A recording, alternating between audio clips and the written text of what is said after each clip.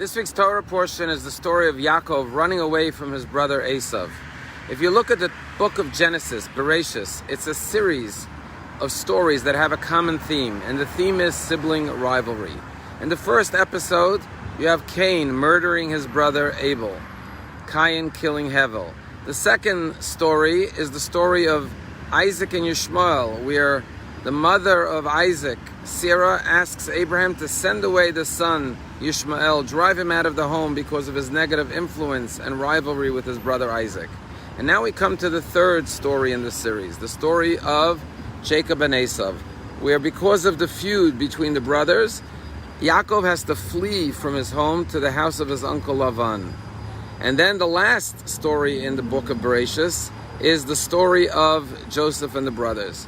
While the first story ends in murder, the second one ends in separation between the two brothers. This week's story of Jacob and Esav ends in unity as they hug and kiss and are reunited when Jacob finally comes home to face his brother. And the ultimate story, the closing story of Bereshit, is the story of Joseph, where the forgiveness was not just a cold peace, but a warm, loving peace, as Joseph takes care of his brothers and provides them with food in the land of Egypt and gives them the fat of the land of Goshen.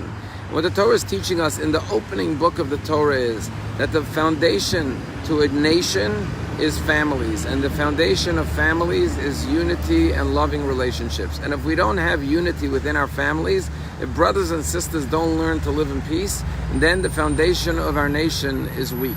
And therefore, for us to be a nation, we have to be united. So before we get to the book of Shemos, which is the story about the nationhood of the Jewish people, the exodus from Egypt, we first have to learn how to resolve internal conflict within our own families.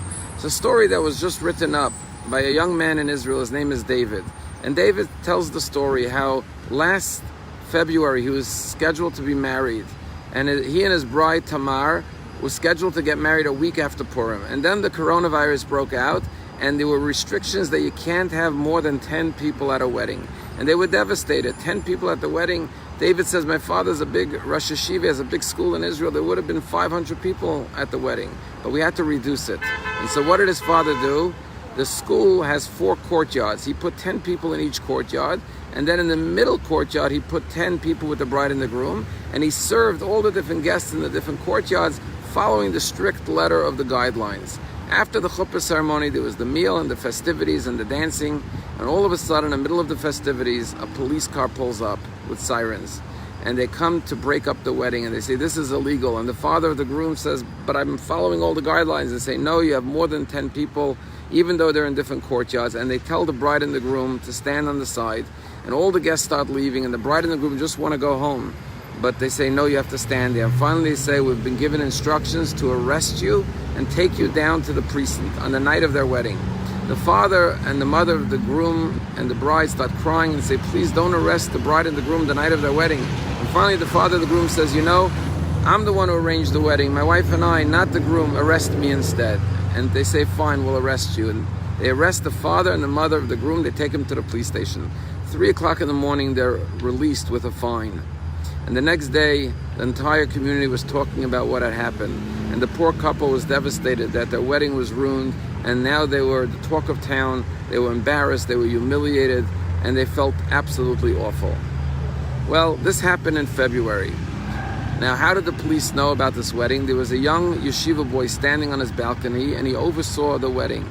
And he felt, I need to call the police. I'm a good citizen. They're breaking the rules of coronavirus. Let me call the police and break up the wedding.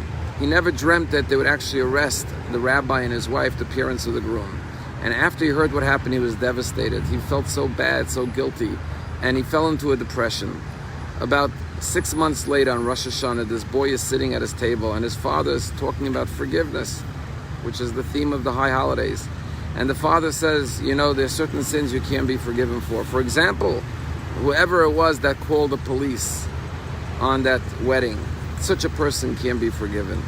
And the boy burst out crying, and he said, Abba, Dad, Father, I was the one who called the police. The father was shocked. He couldn't speak for a long time. Finally, he said to his son, right after the holiday, you have to call the family and ask for forgiveness. And so right after Rosh Hashanah, this yeshiva boy called the father of the groom, the rabbi of the yeshiva, and said, "My name is such and such. I have to come clean. It's Rosh Hashanah now. Yom Kippur is coming. I have to tell you that I was the one who called the police on your wedding, and I'm calling to ask for forgiveness." And the rabbi said, "You know, according to Jewish law, I must forgive you, and I will forgive you. But you also have to ask for forgiveness from the bride and the groom." And so the boy, with great trepidation and fear, picked up the phone and called the groom and the bride to ask for their forgiveness. When they heard the story that this boy had called the police, they were crying, and they said, "How can we forgive you? You ruined our wedding, the most important day of our lives." But finally, the bride and the groom said, "You know, we have no choice.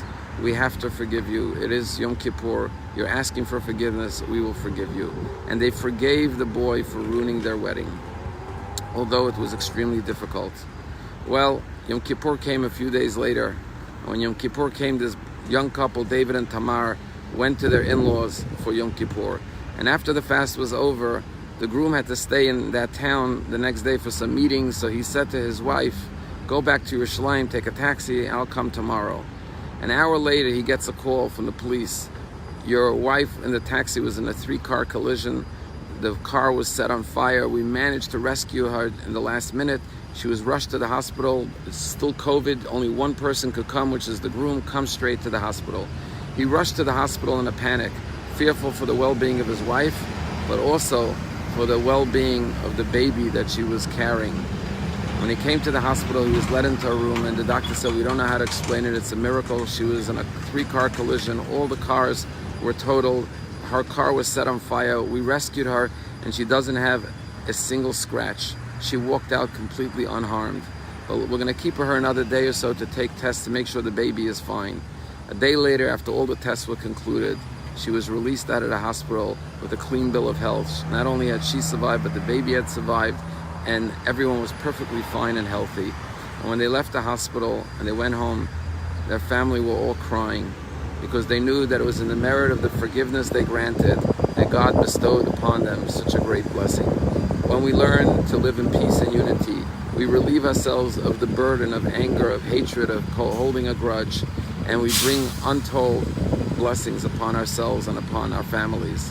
And so the opening book of this week's Torah portion, Vayetze, and the entire book of Genesis drives home this most important message, that peace among siblings and all of us, our brothers and sisters, is paramount and is the foundation for Jewish nationhood and for everything that is good and blessed in our lives.